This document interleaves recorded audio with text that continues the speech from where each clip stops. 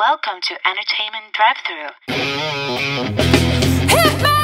Today's special stars, Jakubenko and Taylor Glockner from Neighbours.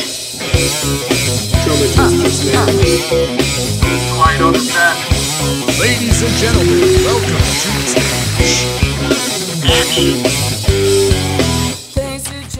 Hello, welcome to Entertainment Drive-Thru. I'm Anna, with me is my co-host Dan, and today we have two guests, amazing actors most known for their roles on Australian TV show Neighbours, as well as Spartacus and Conspiracy 365. See their full list on entertainmentdrivethru.com.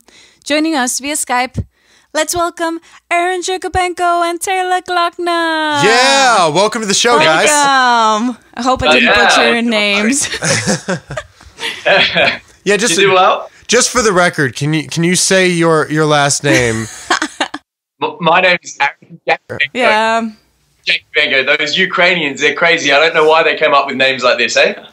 I can't say anything because before I got married, my name was Klassen, and it was the hardest thing for them to say, and I always had to say it in an American accent. So like I would say Anna Klassen, they'd be like, "What? Anna Klassen? Yeah, what?" I'm like, "Anna Klassen," and then I'm like, "Oh, Yeah. Anna Klassen. I see." I'm like, found okay. that it's so different. Your last name sounds so different in American. You know? He's Yes. trying to Oh, absolutely. him trying to impress his Right? So My first name, actually, Aaron, in Australia is Aaron, but out here is Erin, All right. which in Australia is a girl's name. So every time I do my self-tapes, I have to introduce myself as a female name, which is interesting. Well, tell us a little bit about you guys. How did you get started? Go for it. All right, I'll take. Me personally, I always did acting in high school. I think I got cut from like the high school soccer team, and my mate said, "Hey, go and join the school play," and so I did, and I always sort of carried it all the way through finishing school at 17, and then a year outside of school, I went and chased girls. Troublemaker. That's and then I studied acting full on for 2 years, and now I'm 22, and I've been fortunate enough to put a string of shows together, and hopefully I can keep it going. And me and Aaron met on Conspiracy 365. Oh, okay. Me and Aaron. So, Yeah, I was like, I don't even know who I'm listening to. Yeah, so this is Aaron now. I grew up down on the Mornington Peninsula in Victoria, Australia, Wow. and I was never involved in the arts at all. I was always sports, and I thought I was going to be working in the building industry like my father and his father. And then I was running too much at the time, too much physical activity, and I got stress fractures in my back, which meant sport, building were probably not the finest choice. Damn. Yeah, I was dating a dancer at the time who she had a lot of industry friends. So I guess maybe that and my just love for film and TV sparked an interest. And then I slowly got started right at the lowest rung. I started doing extra work and then stepped up and did some bit parts and guest roles and then some great Leads. supporting roles. And now we're... it's a bug. Like, you know, when it bites you, it's contagious. You know what I'm trying to say? Right. Yeah, it's definitely feels like some form of addiction, that's for sure. But it's great to be a part of the industry. The Australian industry is really, really lovely. It's a kind of tight-knit community, and everyone seems to know each other. That's really good. So now to come out here is just very exciting for us. Yeah. It's great. Now they're in LA for pilot season, right? You guys? Yeah, that's right. Yep. Yeah. And are you thinking of moving to LA, or are you staying in Australia for now, at least unless you get a break? I mean, I'm sure at some point in the future, if we were both to book long-term roles over here, then we would be having to live over here, you know. But I was talking with Aaron about this the other day. One of the Australian actors who I really look up to is Guy Pearce, and I think, Who was also on Neighbours, right? He was, yeah. yeah. So, I mean, look at the way he does it is he comes over here and makes a couple of movies and then goes back and gives back to the Australian industry doing, you know, independent sort of stuff. And, yeah, I think he's got a place in Melbourne as well. So if you're lucky enough and smart enough, you can still be back in Australia every now and then to catch up with family, you know? Right. Oh, that's And amazing. how is the film scene different in America and Australia? Are there similarities and differences? Yeah, I mean, film sets are always film sets. They've all got their same teams and everything like that. They work the same way, but predominantly the biggest difference between the Australian industry and the American is the budget. In Australia, we just, you know, our high budget is probably something closer to the low budget here, right.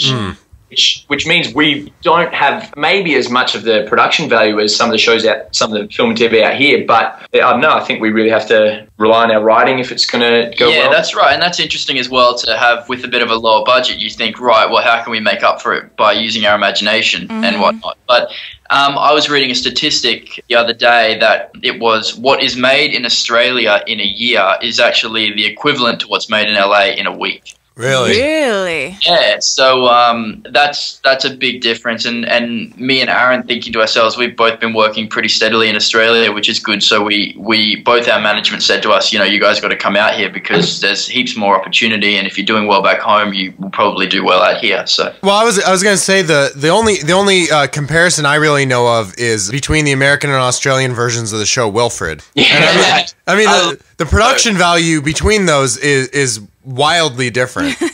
Very much so, yeah. But still, the Aussie version is so fun. But that's an example of, you know, we have to rely on that writing for it to really go anywhere. We have to, because when you think about that, shows like that, and films really come to my mind, because in theatre, in Australia, we don't really play many. I mean, we try to play the Australian films. We really try to support the industry, but it's really hard to support that when a lot of people just want to watch the big budget American films and films that are doing well out here. So that's, I think, where we struggle, supporting our own industry. And I've noticed when it comes to adaptation of something that's from a different country, it helps having, like, I love that it's the same guy who wrote the actual Australian version that is playing the dog. I had no idea until I read like he played the dog in the Australian version as well. but it's cool that they keep the same person, but still, I don't know how different it is, but I noticed, like, with The Office, for example, that was a UK show originally. When they moved over to the States, the first episode, they had the exact same as the first episode in the UK, and then they completely changed it. Like, had this sort of added characters and all that stuff, which I found really interesting. And it's been so successful because of it, because there is certain humor that works in the UK and certain things that works in the US, and that's why I think, you know. Yeah. Well, like anything, I mean, Australia is like a good concept is a good concept, you know. Absolutely. Like Rake, there was a show in Australia called Rake, and they're remaking it in America now. With Greg Kinnear, right? Also, that's right. Yeah, that was Australian first. And there's another show called The Strange Calls, which my friend Daley Pearson created, and that's just been bought by America as well to become an American competition. Yeah. I love how the Aussies are totally making a scene here. I mean, they're already doing it, but, you know, it's more prevalent. Especially with the Hemsworth brothers, man. Well, there's a lot of great talent from Australia. Absolutely. Some of my favorites are from there. One of my favorite comedians is from there as well. Oh, look, I feel coming over here, being Australian, and I'm signed to Raw Management, who I guess are predominantly responsible for the success of the Hemsworth brothers, or at least they helped guide them in that. Wow. They managed them from the early days, Chris and Liam, and are also on Neighbours. Yeah, and Liam was, and Chris was in Home and Away. So was every Australian in this show? I think it's just a very good starting platform, because it's such I mean, it's 5 episodes a week for 25 years or something. That's right. All right, well, we're going to take a quick break to listen to a clip from Hard Act to Follow by Australian musician and comedian Alex Hughes, featuring Rihanna Estrada. So you'll stay on the west side and I'll travel east alone. I'm way too far from where you are to ever feel like home. And our time was short, but you will be a hard act to follow. So maybe I'll go home. Maybe I'll go home again. Now, could you guys tell us a little bit about the show Neighbours? It's kind of a big thing that you guys have done, but many of our listeners may not have heard of it or know what it is. Yeah, okay. Well, it's called Neighbours. And really, it just follows this neighborhood, this community of people, and it simplifies. No, maybe not simplifies, but it catches their life, and all it is following their journey No, you know. Yeah, it's a soapy drama about a suburb called Erinsborough, and there's a street called Ramsey Street. Yeah, and basically every sort of drama or catastrophe or anything you could think of has occurred on that street at some point. But it's a soap. It makes a really good drama, and it's really great. Yeah, and it's a great starting point, learning ground for Aussie actors. You know. You know, the one thing I've always wondered about these shows, if that much drama is happening on your street, shouldn't you collectively like work on that? And they never move away. It's like they never move away. No, also because this soap opera has been for so long, and there's so many actors that are still there. If you move on to Ramsey Street, your options are you're going to die or you're going to go back. That's it. That is true. Also, because I love that in your episode, I mean, you play characters that hate each other, right? You play like sort of opposite characters. I mean, we used to be best friends, and then had a falling out. Yeah, a robbery went wrong, and I blamed it on him, and then we became enemies. That's not very nice. No, it wasn't at all. I was trouble. Honestly, Aaron played that Robbo character so fantastically. Oh, mate. It was a really fun experience because, you know, we're joking around in between takes, talking about what we're going to do on the weekend and how we're going to hang out and whatnot. And then when we go and do the take, our characters, hate's a very strong word, but yeah, my character definitely hated Aaron's character. Put it this way, I was making sex tapes with his sister, so that's a reason to hate. Oh, okay. Yeah. That's definitely a good reason to hate someone. Yeah, that is definitely a reason to hate someone. Yeah, that was hostile. But yeah, no, it was so much fun, and it definitely, you form some great relationships. Like out here for pilot season, there's a big majority of the alumni from Neighbours, you know, out here trying to give it a shot, and it's great to have that community out here. Yeah. But it also is one of the greatest training grounds we can have in the Australian industry because it's so fast paced. You don't get much faster than that. Yeah, we shoot 6 episodes in a working week, and only 5 go to air. So with that formula, then that allows us to have a couple of weeks off to go on holidays and stuff like that. Okay. So, I mean, I was shooting, and when Aaron was working on Neighbours a lot as well, I mean, I know I was shooting anything of 25 usable minutes a day, which is crazy. And my American manager over here says that, like, you know, you might shoot 4 or 5 minutes a day on TV here, which would just seem like a dream, you know, and film is 1 minute a day. Well, that was, for me, that was the most interesting comparison going from Neighbours to Spartacus. For me, they were about opposite ends of the scale. One had a budget, one didn't have quite as much of a budget. And the biggest difference that I noticed was budget buys time. Yeah. It was doing Spartacus, I had so much time to work my scenes. We did table reads, we did, you know, voice work, I did fight sequences, we did choreography, we did training, we did everything like that, and you really, really got to take your time with it. And then on the day, like, I mean, for my final scenes, which I won't give away, they were pretty brutal sort of scenes, but we shot it over a period of 4 days where Neighbours was, you'd shoot that sort of thing in 20 minutes. 20 minutes. Oh, wow. Yes. And you might not even get a rehearsal. Yeah, because you could be going in unrehearsed on Neighbours. On location, yeah. Regularly. Yeah. Oh, jeez. That must be like up to the challenge. Okay, go.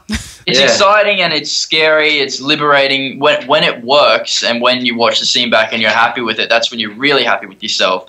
It's definitely a very tough beast, and as we say, that's why it's a good training ground, because when you do get to work on projects in the future with more budget and more time, then the sky's the limit, you know? But yeah, so when did you guys decide that being an actor was what you really wanted to do? You know, it wasn't going to be working at a cheesecake factory. You guys wanted to be actors. Well, for me, it would have been a building site, not a cheesecake factory. But once I had my back was injured, I got into, like I said, extra work, and then I still had no interest in pursuing a career in it. It was more just an interest in the industry in general. And then I booked a job on Underbelly. I did one line where all I did was I was playing a police officer. I was cop number 1. I ran in.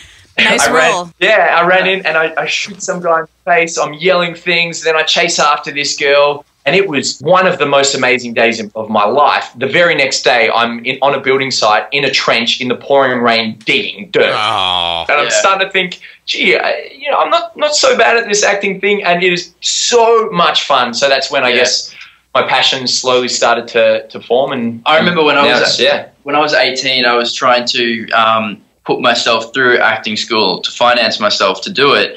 And I took a picture of a trench that I had just dug. And I think I just got the role on Conspiracy 365, and it was like my last day on the job site. And I took a picture of it and remember thinking, I've probably still got it on my phone, like, I hope the... No more trenches for a bit. Yeah. Aww. Yeah. So you can still have it as a reminder today by looking through the phone. Yeah, absolutely. And, sometimes, that being said, I love going out and, like, mowing the grass or helping my dad build stuff in the backyard because you do miss that hands-on stuff as well, Yeah, no, definitely. I build furniture as a hobby. That's something Man, that I you love. guys are handy. Yeah, we got some work around the apartment if you want to do I was for us. telling you, when you move to LA, you're always welcome to come for a visit. Now, in terms of acting classes, are there any that you guys have taken that you recommend for others? Well, I mean, for internationals, I think your accent needs to be, you really need to be comfortable with your accent. That's something that I'm continuously working on because I was never brilliant with accents. Right. So I work a lot with a guy called Bob Korff. That's BobCorff. And he has this online website called Korff Studios. And he costs a little bit to do classes with, but I do recommend doing them if you need that. But he also has this online audio CD, which is like $16, and nice. that was one of the best valued things I've ever bought. But outside of accent, I mean, I've only done a few classes here. I did some with Michael Wilson, who was he was great, and then Diana Castle at the Imagine Life. She was fantastic, and I think it's interesting because out here. They can be very technique based. Mm-hmm. Oh yeah, where back home it's a little more practical. Yeah, I was gonna ask what are the kinds of things they do in these classes? I mean, because everyone always jokes around that you go in there and they're like, "All right, now be a tiger. All right, now go and be a bear." Well, what do you guys do? I've seen so many crazy exercises in classes that I've done. But really a lot of it is about. I mean, I could tell you some really just basically stupid stories. No.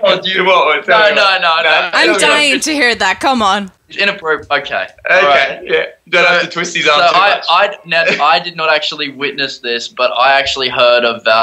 This is so inappropriate. Class of 20 students, and I heard that the teacher walks in. This is inappropriate, but keep going. And he actually... Class goes quiet? Class goes quiet. He actually used that space as though he was going to the bathroom in front of everybody in the class. Ew. You're totally going to edit this out.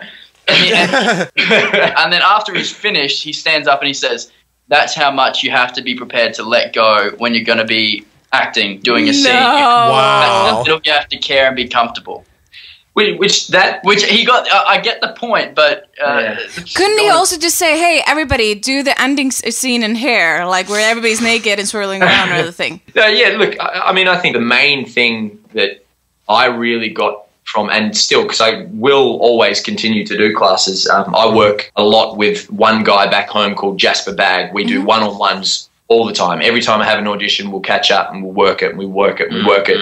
And I think the most valuable lesson I have ever in my entire life learned is to be comfortable with myself and trust my work. Right. I'm at a certain level where, I mean, potentially, I'm walking into auditions where they seem big and scary, but I wouldn't be there if there wasn't a chance that I could actually get that role. Right. I've worked hard, so now I need to trust my work and do my best on the day and just breathe and have fun. And I think now that's given me this really comfortable self in the audition room. And it comes with not putting so much pressure on it all, just living by the moment and having fun. And it's great. That's probably the most valuable thing I've done. It's really good. Yeah, and speaking of that, what would you guys say has been your best auditions or your worst auditions? Oh, wow.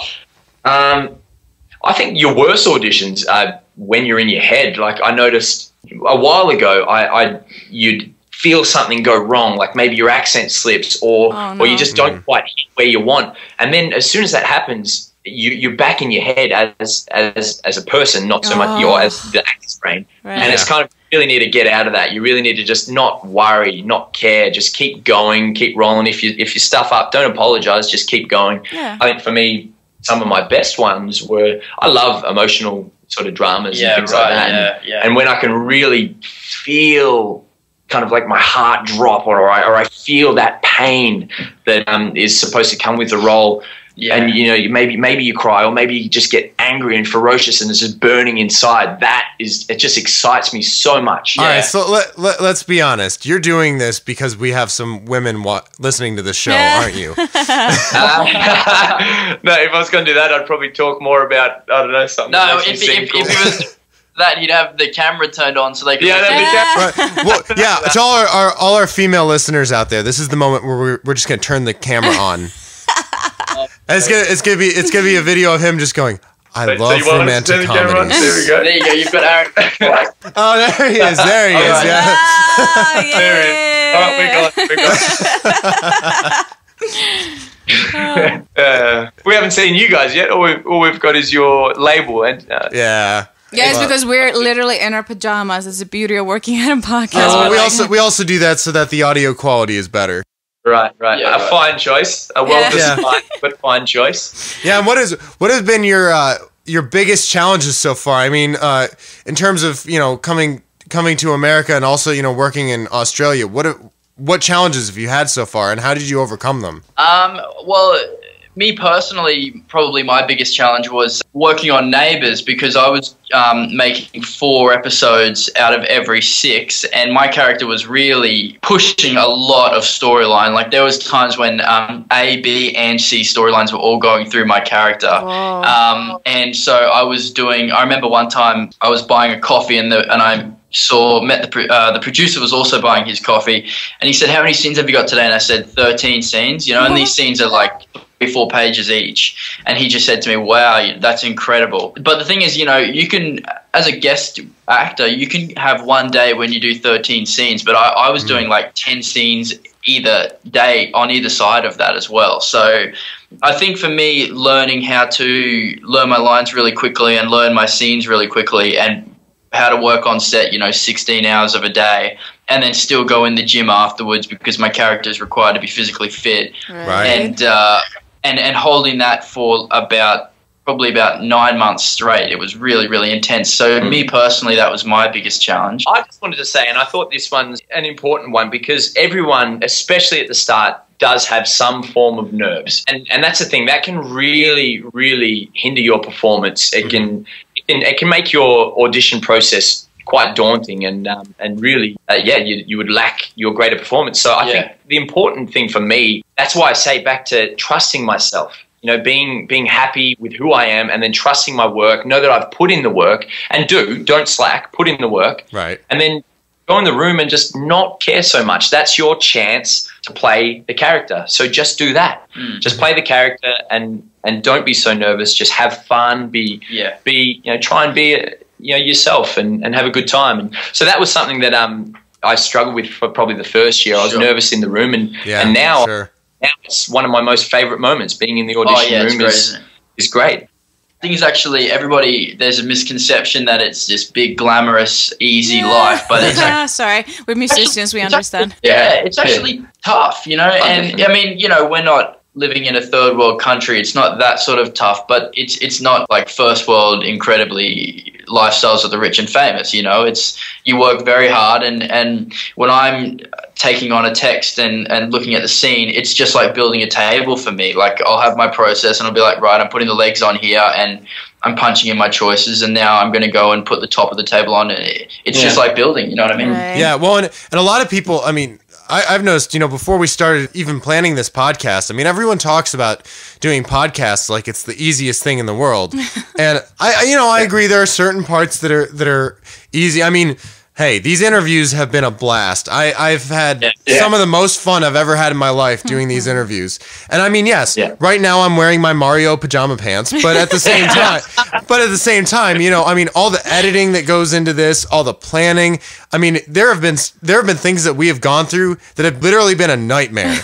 I mean, at least we can stay comfortable and do it, so it's not too stressful. But at the same time, there is a lot of work that goes into this stuff. Scheduling. What about The Luigi? dream job, right? No.